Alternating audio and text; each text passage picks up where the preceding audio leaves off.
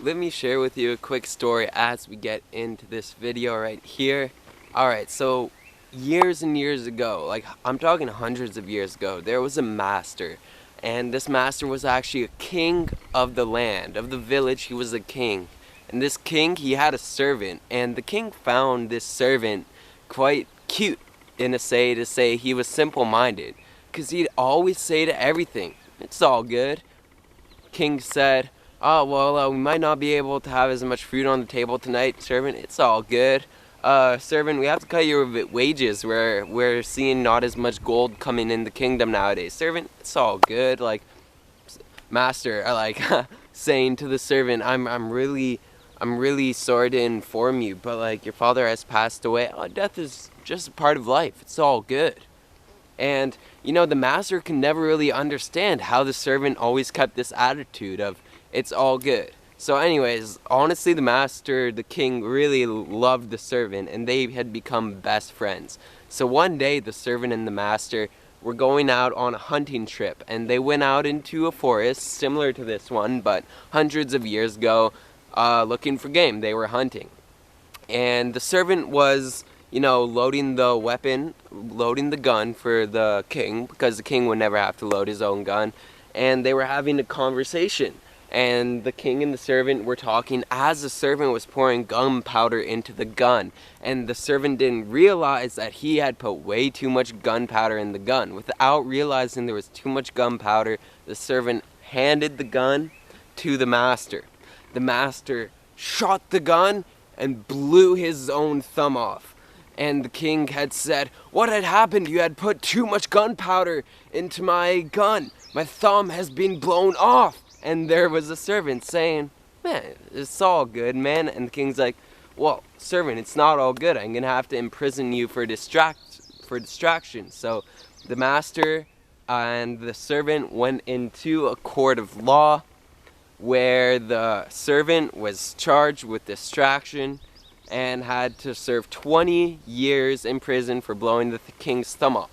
His last words in the court was, "It's all good." So he went into the jail saying, "It's all good." No one understood this. How could it be all good? So then, about half a year later, the king goes out into lands just for exploration, hunting again, like lands far beyond the confines of the kingdom. Places where people warn him not to go. The king goes into here, only to find there are cannibals. There are cannibals here. And the king's like, "Oh shit, like this isn't good." They tie the king up to a stick on top of a cauldron, and the cannibals start turning and cooking the king, right? And now he's just alone, not much he thinks he can do. He's about to die here. Then the king of the cannibals says, "Stop, let him go. We do not eat imperfect food. This man is missing a thumb, and we do not eat imperfect food." The king walked away, and his life was spared because he had no thumb. He had thought back how the servant had saved his life, and he felt rather guilty for putting him in prison. So the king the next day went up to the court of law and said, free this servant, free my servant." And they said, "Why?" And said, "The servant had saved my life by blowing my thumb off." And the servant got out of prison, said, "Hey, what's up, king?" In his cute, simple attitude. And the king said to the servant, "I'm so sorry. I apologize that you have been in prison for 1 year.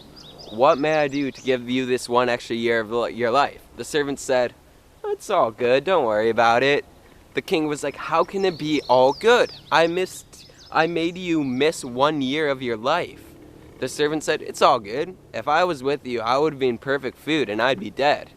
It's all good." Alright.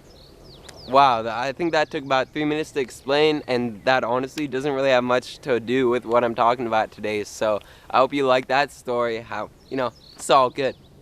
Today I quickly want to touch upon enjoy the moment and enjoy in yourself in every moment. Enjoy the moment. Enjoy in yourself. Enjoy in yourself. So just enjoy the moment. You understand what I'm trying to say here? Because like everything you could ever want is now in the moment. You've probably heard by now, depression comes from the eyes of the ego looking at the now through the past and determining that you are your past, right? Anxieties are caused by the eyes of the ego looking into the future and determining you are someone that has to prepare for what could go wrong in the future or what you may or may not get in the future. But the joy, the present, the abundance is above a level of the ego. It's something called no mind, where you are actually free to enjoy the present. And the reason you might want to do this or think about it is because you might have been dissatisfied with certain things in the past, right?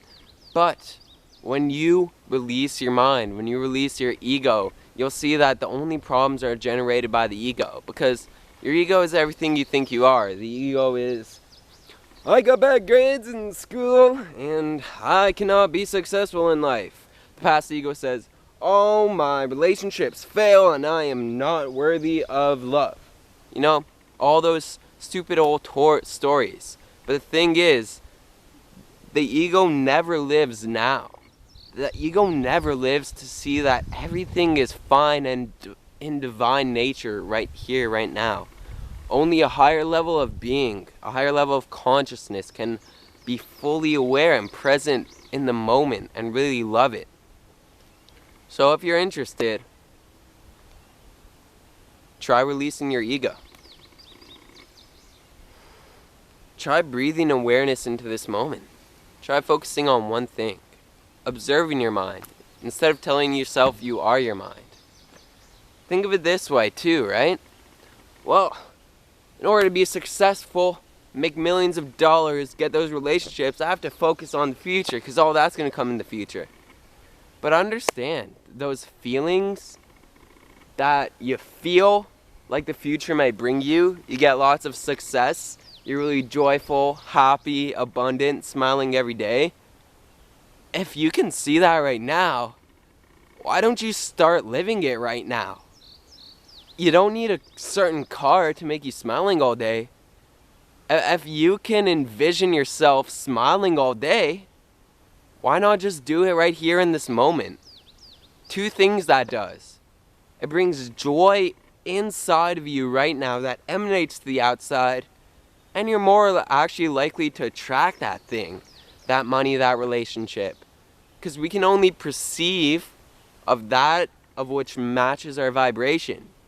We have to understand that we're already whole and complete to accomplish all of our visions, goals, and dreams. We have to understand that right now we have everything we need.